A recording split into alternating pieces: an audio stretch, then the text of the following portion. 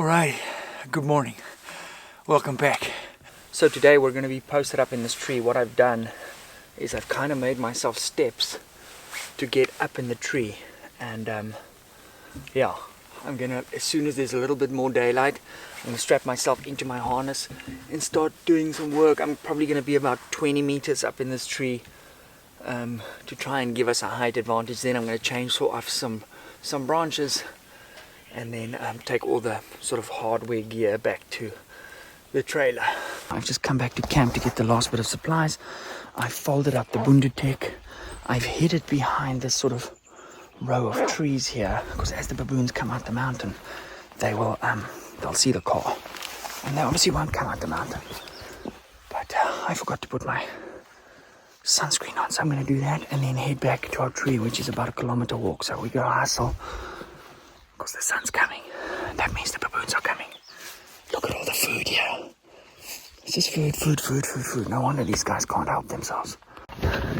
We gotta hustle, baby, and get into position before the sun comes over that hill, because last time we got bust. So let's go. Okay, we're all set. The sun's coming up now. I'm gonna get into position, climb the tree, and then bail on some of the bigger cameras and kind of run the GoPro scenario. So let me get up the tree. I've got my harness on. We're being super safe. So, all good. Just shoot the baboon. You must become the baboon. Okay. Rifles in the tree. I've got a system of tethers there, so the things can't move out the tree.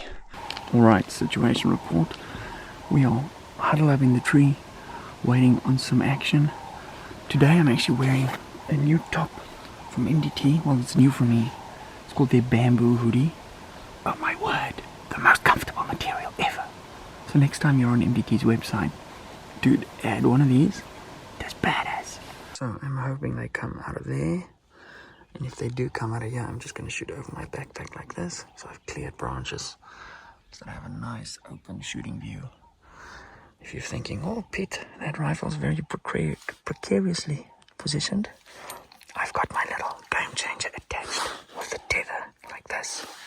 Then my rifle is also attached to its own tether like that. So we're super safe. Yeah, baby. I tell you guys what, if this video gets 10,000 likes, I'll do the same thing and try and shoot a baboon with my bow, because I don't think many people have been able to do that, not shooting from a hide, like building a hide on the day, or trying to just ambush them essentially in that forest with the ghillie suit.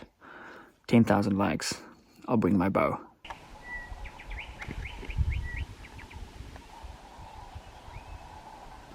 Okay, so it's been a few hours, nothing so far.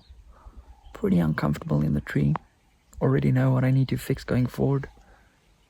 Now that the sun's come up, there's not that much citrus left in this orchard that I'm guarding, and perhaps I would have been better off setting up in a different tree. But it kind of is what it is now. We're committed.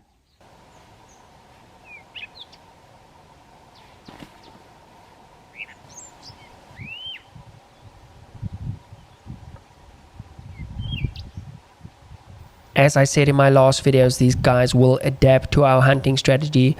This time they caught me completely off guard. They came from up below me, up in the valley, and before I knew it, I had a baboon right underneath my tree, and I didn't even have my rifle in hand. This made for a very tricky scenario. I ended up filming him, but there was no way to get to my rifle without him seeing me. Now initially I thought this guy had seen me because he kind of kept looking in my way, and then I was like expecting him to run away. My plan was to then reach for my rifle, but then he just kind of went to sit down underneath my tree, and I watched him for a few moments, and then another one of his friends came out, and here we can actually see how quickly they go through this fruit. I mean, this guy is an expert at doing this. You can tell he's done this a few times. It was super cool observing them like this. Again, he's kind of looking in my direction the whole time, and I don't have a way to take my 26-inch barrel and turn it in his direction. It's just too large for the tree setup, so bunch of lessons learned here. I saw this group a little further away. This was going to be my opportunity. As soon as I fired up my camera to record through my scope, it completely spazzed out, started beeping erratically. They got wind of me and absolutely bolted. I gave pursuit and I put some rounds on target at about 700-800 meters. I don't know, you guys tell me, it definitely sounds like 2 of these shots land. I thought I'd leave this bit in with me trying to set up the camera and fiddle with the grass. Sometimes filming hunts, it's much slower than actually just hunting, but we do it for you guys and it's part of the game.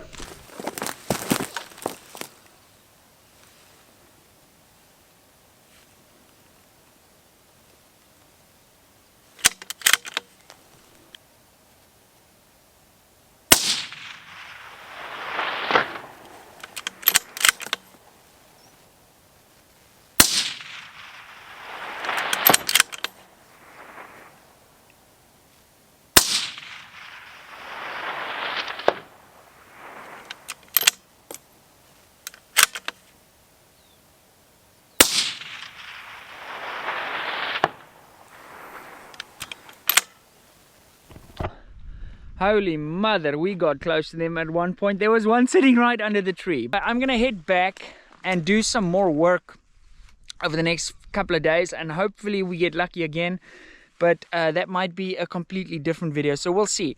I'm definitely gonna build out the platform a little bit more to sort of see how much better we can make it. And yeah, just learned again. Every time I come out here I learn, and today the baboons won. Closest I've ever been to a baboon without it knowing I was there. I made eye contact with 1 or 2 of them, and as soon as I sort of looked in their eyes, I just closed my eyes and I like slowly turned away. That was super cool. Anyway, I might actually chop my barrel off. This is one of the considerations, because when I was in that tree there, I realized how difficult it is to maneuver, and as a baboon sits on the edge there for a kilometer odd shot, which we're not going to do, because in that direction over that edge it's not a safe direction to shoot. I'm considering chopping this barrel off pretty much right in line with the forend and just running a little suppressor on there just to make it more maneuverable. So we'll see. It's interesting to see all the different angles they come from. So they've obviously come up this valley when I was in those trees at the front there. Very interesting. While I was working on the tree house, these guys were very judgmentally watching my lack of DIY skills. Or perhaps they were admiring the Bundutech trailer because it's so much more comfortable than their caves.